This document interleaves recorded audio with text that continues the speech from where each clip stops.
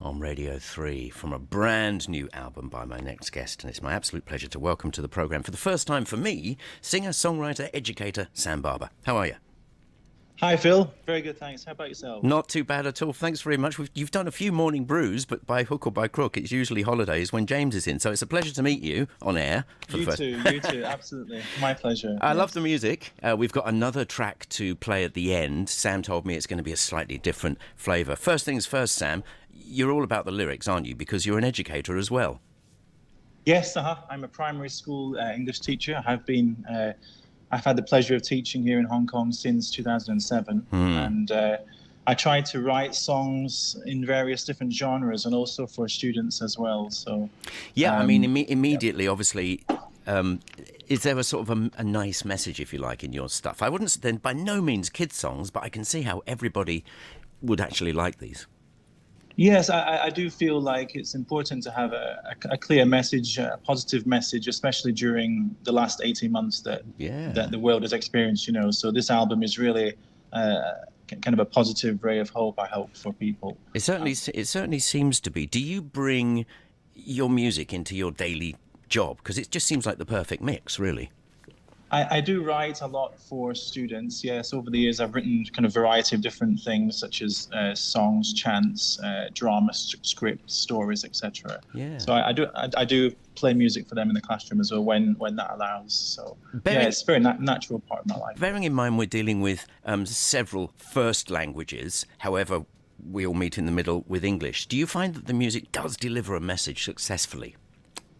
I think yes. I mean, if I'm in a teaching sense, let's say, if I'm using music to teach, then absolutely yes, it's a very powerful vehicle, really. Yeah. Especially for the younger learners, they can get to know the language a little bit better through songs, through chants at that early stage. I suppose so. And if it's even the slightest bit catchy, it becomes an earworm for them, I guess. It does for us. Yes, and they're very honest, actually. They're great sounding boards. They will tell me whether they like it or not very quickly.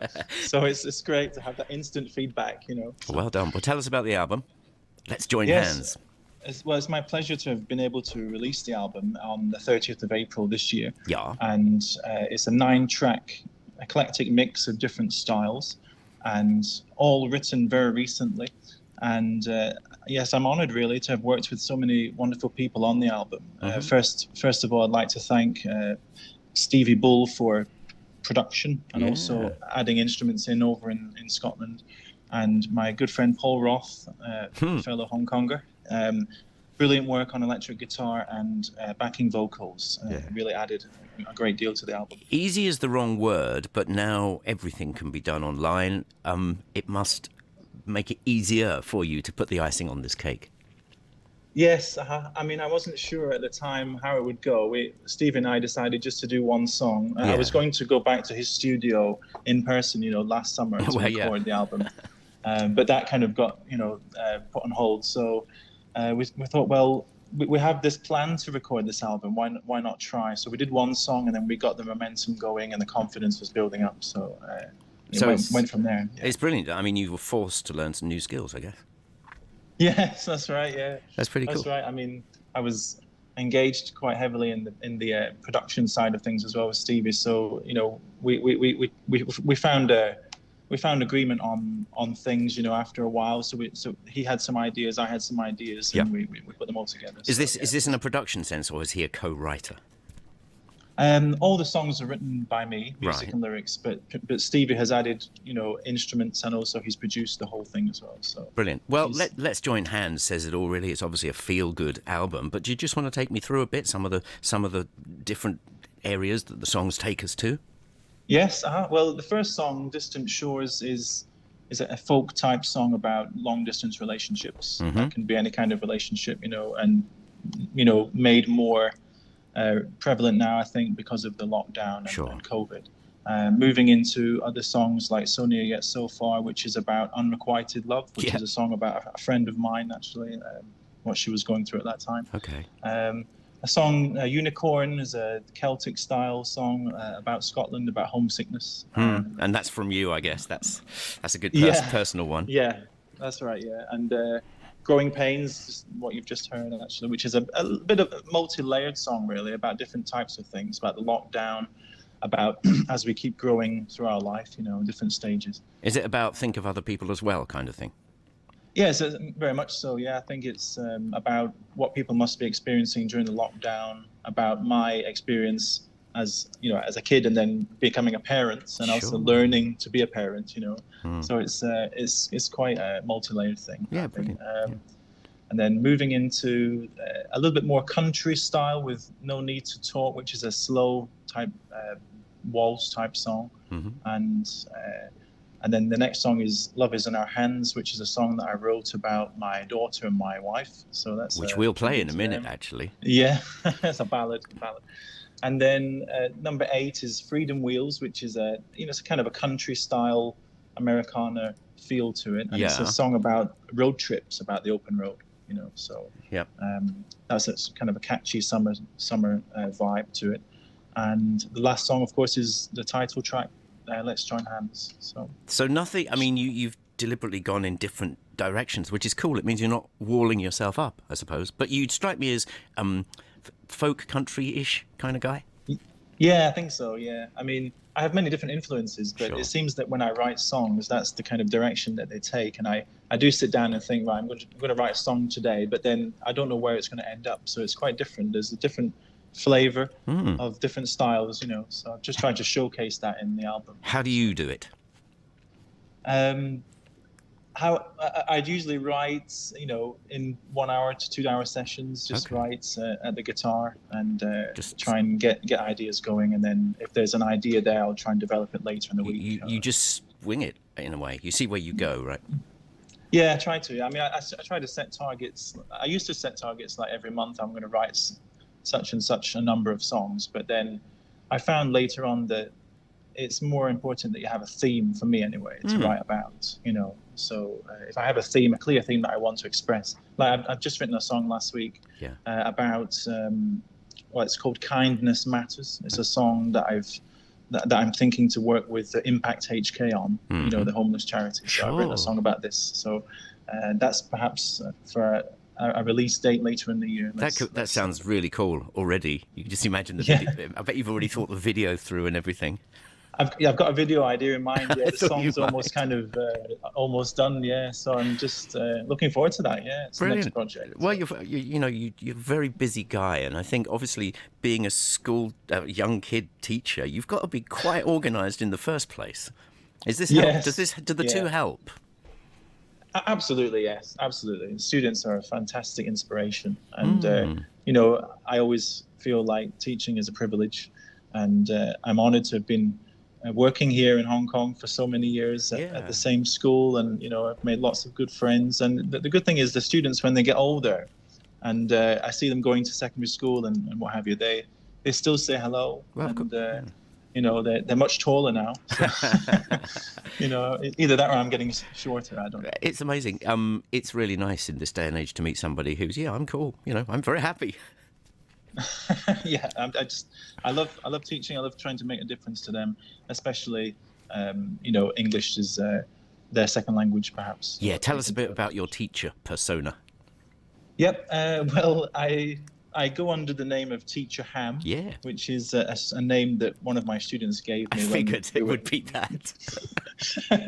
Yeah, we were teaching a phonics lesson, and then there was a picture of a ham, and then H-A-M, ham, blend the sounds together, and then somebody piped up from the back of the classroom, Teacher Ham, because they usually call me Teacher Sam, so that kind of went from there. And then I made a little YouTube channel for my songs for kids, and then I share that with them, and then build up from there. So. Obviously, I want people to listen to your new album, but where can we find the Songs for Kids stuff for starters? Because that is a special musical skill. Where do we go? Yep. For the children's stuff, you can find it on all the digital platforms that you can think of. So iTunes, Spotify, Amazon. I've got 3 children's song albums, volumes 1 to 3, and also a poetry album. So there's four items there for children to download. It's easy to find. Yeah, you can also download them on my website, which is sambarber.com. What advice would you give to somebody for writing for young people, if any?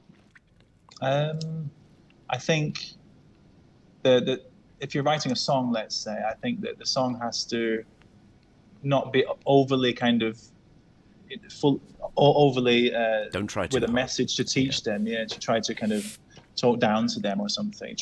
Also try to write something with a decent melody. Yeah. Because I try not to write down to them. I try to write things that they can aspire to lyrically and reading wise. And once they master the language, then they can. If they've got a feel for the melody, they will definitely try. So. And it has to be funny as well. I talked about Earworms earlier on. Basically, it's got to be, I'm assuming, a melody that they're going to be going around humming, and somebody's going, "What's that?" That's right. Yeah, something silly as well, because I've been very much inspired by people like Roald Dahl. Yeah. In the writing world, and trying to write something in a similar kind of vein in music. Yeah. So like something silly, something to catch their interest. You know, something. Perhaps a little bit grotesque sometimes, or strange, but kind of gets their attention. Yeah. And I bet right now you're actually looking forward to doing a live gig. I mean, is there anything much at the moment for you? Yeah, to be honest, I've been very busy actually with my work, so I haven't had time to do any live performances at the moment, but I'm hoping to do some after the summer, in the autumn. Yeah. Let's say, because I'm actually currently working on a children's story as well, which is, I've actually finished the writing, but I'm working on the illustrations with my friend who's doing that. So hoping to publish it later this year. So well, let's catch up later in the year, because things like that are absolutely wonderful projects, especially right now. We're going to go out, Sam, with Love Is In Our Hands. Now, this is from Sam's brand new album. Tell us a little bit about this track. Yep, Love Is In Our Hands. So it's a ballad and a feel-good song, and the theme is about family. And the background is I wrote the song about my daughter 1 month after she was born, and it's also about my wife. So it's just a thank you to them, really. So Love Is In Our Hands, yeah. Well done, Sam. Looking forward to hearing you play live sometime soon on Morning Brew. In the meantime, congratulations. Talk to you soon. Thank you. Bye-bye. Thanks a lot, Phil. Take care. Bye.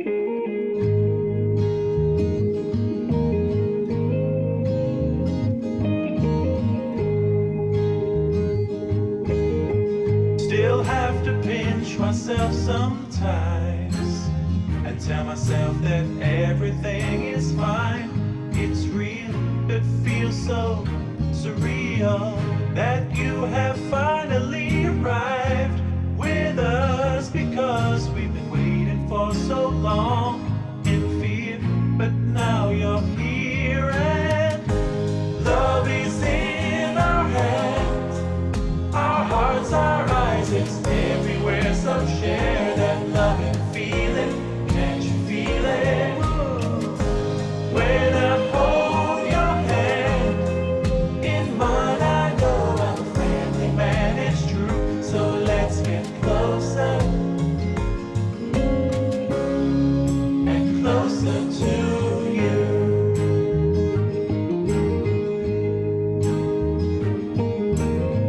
Still have to remind myself sometimes of all your beauty surrounding me and the man you helped me to be.